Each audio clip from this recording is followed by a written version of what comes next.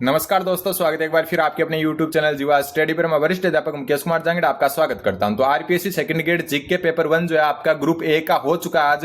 तो अपन इसमें आंसर की देखेंगे। आने वाली शिफ्ट में जो है पेपर कैसा रह सकता है उसकी चर्चा अपन शाम को करेंगे। पहले आंसर की देख लेते हैं। सबसे पहले जो है निम्नलिखित में से कौन जो है फिक्की यानी federation of Indian chambers of commerce and industry से संबंधित संगठन है? तो इसका उत्तर आपका ए बी सी व तीनों हो जाएगा। ठीक है, तीनों के तीनों इससे संबंधित है। और एक बात और मैं बता दूं कि जो साइकोलॉजी के क्वेश्चन है आपके 20 में से लगभग 15-16 तो अपन ने जो बताया रखे हैं, मैंने क्लासेज में बता रखे हैं, उनसे ही आए हैं। मैं सबूत के साथ भी आपको दिखाऊंगा, लेकिन पहले अपन जो है आंसर की देख लेते हैं। भारत की विदेश नीति में गुट निरपेक्षता के सिद्धांत में निम्नलिखित में से क्या सम्मिलित नहीं है? गुट निरपेक्षता के सिद्धांत में क्या सम्मिलित नहीं है? तो इसका उत्तर जो हो जाएगा आपका ऑप्शन नंबर 1, विश्व मामलों के प्रति तटस्थता जो है इसमें सम्मिलित नहीं है। उत्तर क्या हो जाएगा? Option number A. ठीक है, अगला क्वेश्चन नंबर 3। 1974 में भारत ने श्रीलंका के साथ दोनों देशों के मध्य ऐतिहासिक पानी में सीमाएं तय करने की इच्छा से एक समझौता किया था। कब? 1974 में। निम्नलिखित में से किस द्वीप का नाम इस समझौते में विशेष रूप से उल्लेखित है? तो इसका जो उत्तर हो जाएगा आपका ऑप्शन नंबर जो है 4, कच्छा थीव जो द्वीप है इसका नाम इसमें उल्लेखित है।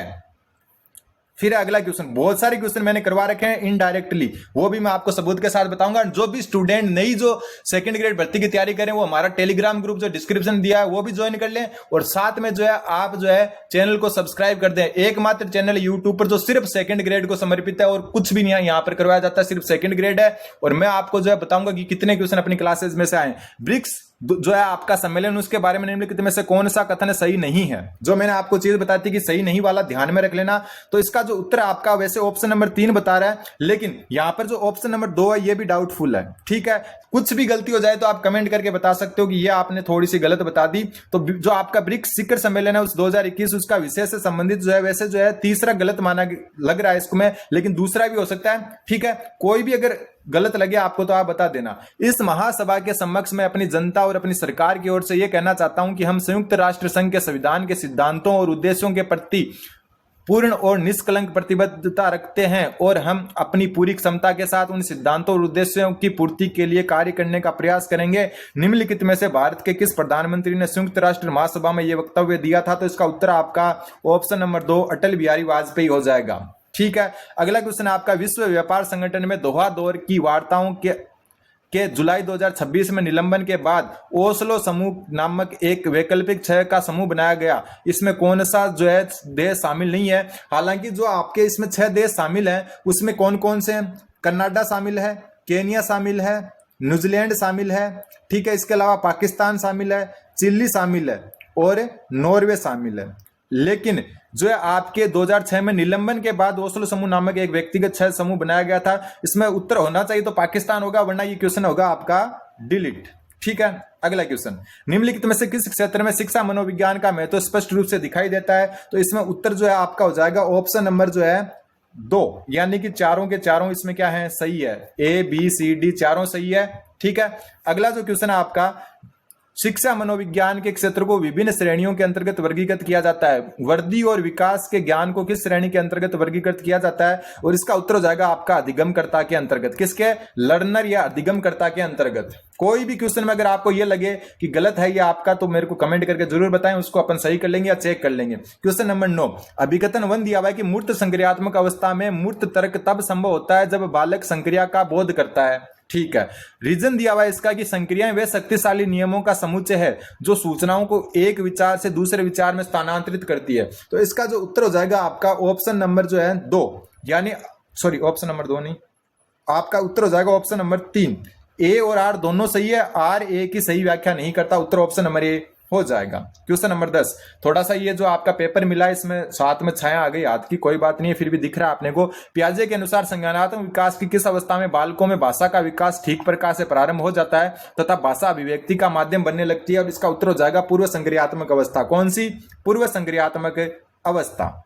अगला क्वेश्चन नंबर 11, जो है साइकोलॉजी के ज्यादातर क्वेश्चन अपने बताए हुए में से आए हैं प्रत्यक्ष या अप्रत्यक्ष रूप से। ठीक है, कोलबर्ग के नैतिक विकास सिद्धांत के अनुसार आत्म परिपूरक पारस्परिकता नैतिक विकास के किस चरण की विशेषता है? तो ये आपकी साधनात्मक सापेक्षवादी उन्मुखता जो है चरण है उसकी क्या है? विशेषता है।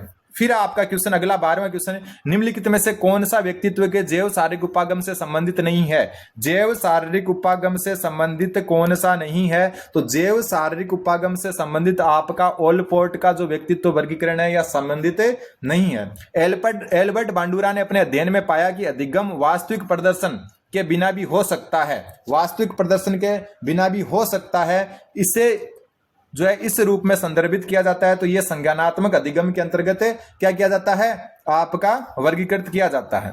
फिर आपका क्वेश्चन नंबर 14 की निम्नलिखित में से कौन सा कथन अधिगम के बारे में सही है? तो अधिगम के बारे में आपका चौथा कथन सही है। अधिगम से तात्पर्य उन परिवर्तनों से है जो अभ्यास और अनुभव के परिणाम स्वरूप या फल स्वरूप होते हैं। परिपक्वता के कारण अधिगम नहीं होता है। अधिगम व्यवहार में अस्थायी नहीं स्थायी परिवर्तन होते हैं। अधिगम एक उत्पाद नहीं है जबकि प्रक्रिया है, उल्टा लिख दिया इसको, ठीक है। फिर आपका शिक्षक अधिगमकर्ता की मानसिक तत्परता हेतु अनुदेशन कार्यों पर केंद्रित समस्यात्मक पारिस्थिति का नाटकीकरण कर रहा है। शिक्षक क्या कर रहा है? अधिगमकर्ता की मानसिक तत्परता हेतु अनुदेशन कार्यों पर केंद्रीय समस्यात्मक परिस्थिति का नाटकीकरण कर रहा है। शिक्षक जो है 5E निर्मितवादी उपागम के अनुसार किस चरण में है? तो ये आपका उत्तर हो जाएगा इसमें ऑप्शन नंबर ए, संलग्न करना, जो इंगेज ऑप्शन है इसमें है ये, ठीक है। फिर क्वेश्चन नंबर 16 की एक शिक्षक कक्षा में देखता है कि एक बच्चा स्थानिक बुद्धि किसमें होती है? जो कोई इंजीनियर होता है, ठीक है, कोई डिजाइनर होता है, इसमें जो है डिजाइनर, इनमें स्थानिक बुद्धि पाई जाती है। इस बच्चे के अधिगम को सबसे अच्छी तरह कौन सी गतिविधि सहारा देगी? तो इंजीनियर, डिजाइनर, ये क्या होंगे? ये आपके त्रिआयामी मॉडल बनाने का अभिकल्पन, इसमें जो है ये गतिविधि जो है सबसे ज्यादा जो स्थानिक बुद्धि वालों को सहारा देगी। फिर है 16PF जो प्रश्नावली है आपकी, उसके संदर्भ में निम्नलिखित में से कौन सा कथन सही नहीं है? ये सीलगुण पर उपागम पर आधारित है, बिल्कुल सही बात है। ये एक प्रक्षेपी परीक्षण नहीं है, बिल्कुल नहीं है। ये प्रकार उपागम पर आधारित है, तो बिल्कुल नहीं है। ऊपर ही बता दिया अपने को कि सीलगुण, देखो नाम क्या रहा है, 16PF कारक जो है ये सीलगुण पर आधारित है। 16 सीलगुणों की बात करती है, तो दोनों अपोजिट हो गए, यानी कि या तो ये सही होगा या ये सही होगा, तो उत्तर नंबर 3 हो जाएगा इसका। फिर जब कोई वयस्क अपनी इच्छाओं, प्रेरणाओं एवं व्यवहारों को बाल्यावस्था की इच्छाओं, प्रेरणाओं और व्यवहारों के अनुकूल बना लेते हैं, तो उसे कहा जाता है। देखो ये जो है क्वेश्चन, ये भी अपनी जो है पढ़ाए हुए में से आया है, ये भी अपने पढ़ाए हुए में से आया है, और ये भी अपने पढ़ाए हुए में से आया है। जब कोई वयस्क अपनी इच्छाओं, प्रेरणाओं और व्यवहारों को बाल्यावस्था यानी कि पुराने समय में लौट जाता है, तो उसको प्रतिगमन कहते हैं, ठीक है। फिर किसी विद्यार्थी द्वारा अपनी समस्या के संबंध में परिकल्पना बनाने संबंधी मानसिक प्रक्रिया स्टर्नबर्ग के त्रितंत्रीय बुद्धि सिद्धांत के अनुसार किस घटक के अंतर्गत सम्मिलित है? तो उत्तर हो जाएगा मेटा घटक। ये भी अपने नोट्स में से ही आया है कि किसी विद्यार्थी द्वारा अपनी समस्याओं के संबंध में परिकल्पना बनाने संबंधी मानसिक प्रक्रिया स्टर्नबर्ग के जो है मेटा घटक से संबंधित है। ये तीनों चारों घटकों को मैंने अच्छे से समझाया था आपको, ठीक है, अभी थोड़े दिन पहले जो मैंने क्लास बनाई थी उसमें। फिर निम्नलिखित में से शिक्षक के द्वारा किया गया कौन सा कार्य व्यक्तिगत भिन्नता के महत्व को इंगित नहीं करता? ये भी अपने जो क्लासेज क्या होती है, अपनी कलाम के अपने पेपर सॉल्व किए थे, वहां से बहुत कुछ है। देखो कौन सा कार्य व्यक्तिगत भिन्नता के महत्व को इंगित नहीं करता? सभी के लिए समान निष्पादन स्तर तय करना, तो पहला ही उत्तर हो जाएगा। समान करोगे सभी के लिए निष्पादन स्तर, तो कैसे व्यक्तिगत भिन्नता का पता लगेगा? ठीक है, समझ में आ गया ना? कैसे समान स्तर निष्पादन स्तर तय करना गलत है, वैसे व्यक्तिगत भिन्नता का पता नहीं चलता। अध्यापन विधियों में भिन्नता रखना, बिल्कुल रुचिपूर्ण कार्य देना, मतलब किसकी रुचि किसमें वो ध्यान में रखना, और व्यवसायिक निर्देशन देना। पीयूष के पास दूसरों की भावनाओं को प्रबंधित करने का कौशल है। वह अवलोकन संवेगात्मक बुद्धि के किस घटक से जो है संबंधित है? इंपोर्टेंट है। और यह भी मैंने आपको बताया था कि जब कोई चीज दूसरों से संबंधित हो, मतलब एक व्यक्ति दूसरे व्यक्ति के अंदर कोई चीज देखता है, तो हमेशा ध्यान में रख लेना इंटर आ जाएगा। मैंने आपको क्लास के टाइम बताया था कि इंटरकास्ट मैरिज होती है, मतलब एक जाति से दूसरी जाति में विवाह। वैसे ही जो है एक व्यक्ति अगर दूसरों की भावनाओं से प्रबंधित करने का कौशल है, इसका मतलब उसमें अंतर्व्यक्तिक प्रबंधन है। अगर अंतर्व्यक्तिक जब कब होता है? जब स्वयं में ही वो कुछ देखता, तब क्या हो जाता है? व्यक्ति खुद से खुद में देखता, तो अंतर्व्यक्तिक वरना अंतर्व्यक्तिक। जो स्टूडेंट नए हैं, नई सेकंड ईयर की तैयारी करना चाहते हैं, चैनल को सब्सक्राइब कर सकते हैं। मात्र लिमिटेड चीजें अपन करवाते हैं, लेकिन अच्छे से करवाते हैं। फिर कीर्ति हमेशा बैडमिंटन खेलने में उत्साह महसूस करती है और चुनौतियों का सामना करती है। वह एक टूर्नामेंट में भाग ले रही थी, किंतु जैसे ही उसने खेलना शुरू किया, उसके बाएं पैर में ऐंठन होने लगी, लेकिन दर्द और परेशानी के बावजूद वह खेल खत्म करने में कामयाब रही और जीत गई। तो ये आपकी कौन सी अभिप्रेरणा का प्रकार है? तो ये आंतरिक अभिप्रेरणा है। उसके अंदर जज्बा अंदर से आया। ऐसा नहीं है कि उसको कोई सामने से बोल रहा था कि तू खेल, मैं तेरे को 1000 रुपए दूंगा या ये प्राइज दूंगा, तो वो तो भारी हो जाती। तो ये आपकी आंतरिक अभिप्रेरणा थी, ठीक है। एक अर्जित, ये भी अपन ने जो है चर्चा कर रखी है आंतरिक वाले की। एक अर्जित अभिप्रेरणा जिससे प्रेरित होकर बालक अपने कार्य को ढंग से करता है, उसे अधिक से अधिक सफलता मिल सके कहलाती है। मतलब एक अर्जित अभिप्रेरणा, जिससे प्रेरित होकर बालक अपने कार्य को ढंग से करता है कि उससे अधिक से अधिक सफलता मिल सके, क्या कहलाती है? तो इसका जो उत्तर हो जाएगा आपका ऑप्शन नंबर 4, उपलब्धि अभिप्रेरणा। मैंने ये बात भी आपको अपनी क्लास में बता दी थी कि सफलता नाम आ जाए, जब भी कोई चीज अचीवमेंट से रिलेटेड आ जाए तो हमेशा उपलब्धि अभिप्रेरणा ही करना है। तो आप देखिए, मैं आपको सबूत भी दिखाऊंगा कि कहां पर मैंने क्या चीज बताई थी, सारी क्लासेस के स्क्रीनशॉट भी मैं डाल दूंगा। फिर निम्नलिखित में से कौन सा प्रावधान प्रतिभाशाली बच्चों की शिक्षा के लिए उपयोगी है? यह भी करवाया हुआ है। संवर्धन कार्यक्रम मतलब जो है उनको थोड़ा सा बढ़ाना, उनके बिल्कुल त्वरण यानी कि गति प्रदान करना उनको सीखने को। पुल आउट दृष्टिकोण यानी कि उनको जो है पुल आउट मतलब कोई नई नई चीजों को सीखने का। उपचारात्मक अनुदेशन ये नहीं होगा, बस ABC होंगे, तो उत्तर हो जाएगा इसका ऑप्शन नंबर 1, क्योंकि आपका उपचारात्मक अनुदेशन पिछड़े बालकों को दिया जाता है। किसको? पिछड़े बालकों को, यह आपको पता है, बालकों को। फिर अगला क्वेश्चन, निम्नलिखित में से कौन सा व्यक्ति के दृष्टिकोण में परिवर्तन लाने के लिए उपयुक्त नहीं है? निम्नलिखित में से कौन सा किसी व्यक्ति के दृष्टिकोण यानी कि अभिवृत्ति में परिवर्तन लाने के लिए उपयुक्त नहीं है? उसकी अभिवृत्ति व विश्वासों से संबंधित जन प्रतिबद्धता अतिरिक्त सूचनाओं द्वारा उसकी अभिवृत्ति में अधिक परिवर्तन लाती है। ठीक है। फिर जब व्यक्ति सक्रिय भागीदारी के माध्यम से जानकारी प्राप्त करता है तो दृष्टिकोण में परिवर्तन अधिक होता है, ये बात बिल्कुल सही है। फिर जब आकर्षण और प्रभावशाली जानकारी व्यक्ति को दी जाती है, बिल्कुल ये भी उसमें परिवर्तन लाता है। समूह चर्चा द्वारा दृष्टिकोण परिवर्तन का वकालत करना, तो ये भी है। तो यहां पर है कि जो है कौन सा अभिवृत्ति में परिवर्तन लाने के लिए उपयुक्त नहीं है, तो उसकी अभिवृत्ति व विश्वासों से संबंधित जन प्रतिबद्धता अतिरिक्त सूचनाओं द्वारा उसकी अभिवृत्ति में अधिक परिवर्तन लाती है। तो यहां पर उत्तर जो है फर्स्ट और 4 में से होगा, लेकिन मेरा मानना है इसमें उत्तर हो जाएगा 4। कौन सा? 4। 1 भी हो सकता है, 4 भी हो सकता है। जो डाउटफुल है उनको मैं अलग से टेलीग्राम पर बता दूंगा। वह अभिप्रेरक शक्ति जो हमारे ध्यान को आकर्षित कर उससे किसी वस्तु, उद्दीपन या कार्य विशेष के संपादन में बराबर बनाए रखकर हमें अवांछित उद्देश्यों की पूर्ति में सहयोग प्रदान करती है, क्या कहलाती है?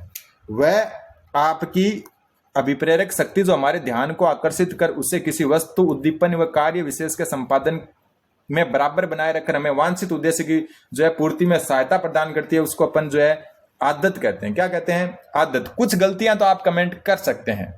सॉरी, इसमें मैंने गलत बता दिया, 1 मिनट। इसमें आपका रुचि होगा, ठीक है? क्या होगा? रुचि होगा इसमें, ठीक है। एक क्वेश्चन शायद मेरे को डाउटफुल और लग रहा है, वो मैं पहले ही क्लियर कर देता हूं आपको कि कौन सा डाउटफुल लग रहा है मेरे को।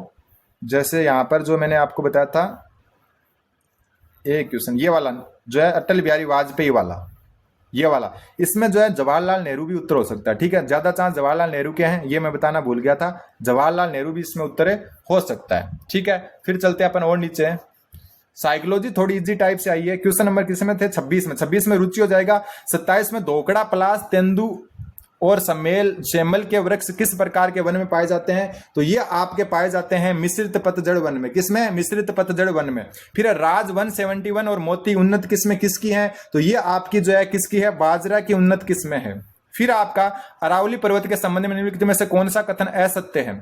ठीक है। सबसे पहले जो इसका उत्तर हो जाएगा आपका ऑप्शन नंबर 4, इसकी तुलना यूएसए के रॉकी पर्वत से की जाती है, तो यह आपका क्या है? गलत है, ठीक है।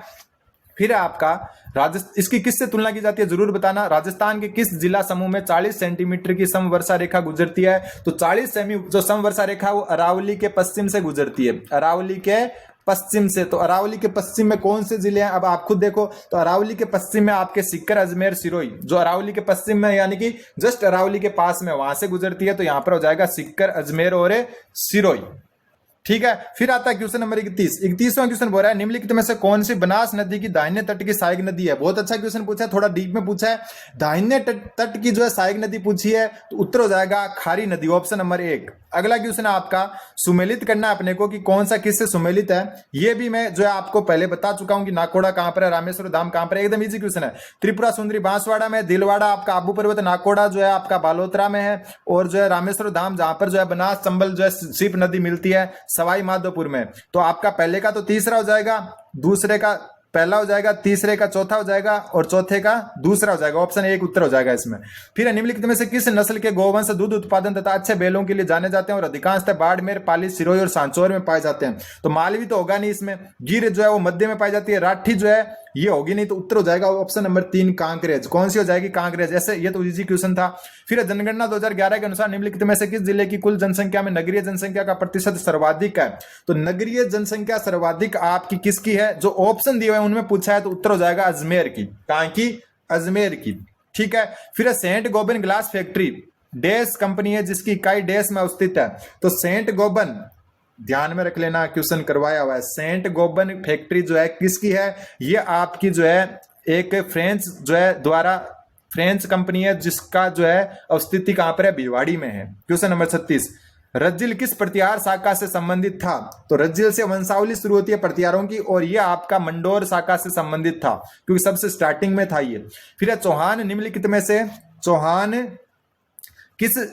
निम्नलिखित में से किस स्थान से संबंध नहीं थे? रणथंभौर से भी थे, जालोर से भी थे, नाडोल से भी थे। लोद्रोवा जो है वहां से संबंधित नहीं थे। लोद्रोवा कहां पर है? जैसलमेर में। सुल्तान इल्तुतमिश के जालोर अभियान के दौरान वहां का शासक कौन था? तो वहां का शासक था आपका उदय सिंह। ये एक अच्छा क्वेश्चन है, इसको नोट कर सकते हैं आप। फिर है भील जनजाति के संदर्भ में पाल क्या है? तो भील जनजाति के संदर्भ में पाल है एक भील का गांव को कहते हैं। निम्नलिखित में से कौन सा चित्रित धूसर मर्द भांड संस्कृति का पूरा स्थल है? तो चित्रित धूसर मर्द भांड कहां से मिले हैं? यह भी क्वेश्चन मेरा करवाया हुआ है, और ये क्वेश्चन आपका उत्तर हो जाएगा इसमें बैराट। फिर निम्नलिखित में से आड़ संस्कृति से संबंधित पूरा स्थल नहीं है, बार बार आया हुआ क्वेश्चन है, आराम से कर सकते हो आप इस क्वेश्चन को भी, और इसका उत्तर हो जाएगा आपका बागोर। ठीक है। फिर अगला क्वेश्चन, जयपुर प्रजामंडल को वैधानिक मान्यता दिलाने के लिए फरवरी 1939 में किसके नेतृत्व में सविनय अवज्ञा आंदोलन चलाया गया था? तो इसका जो उत्तर हो जाएगा आपका ऑप्शन नंबर 4, जमनालाल बजाज।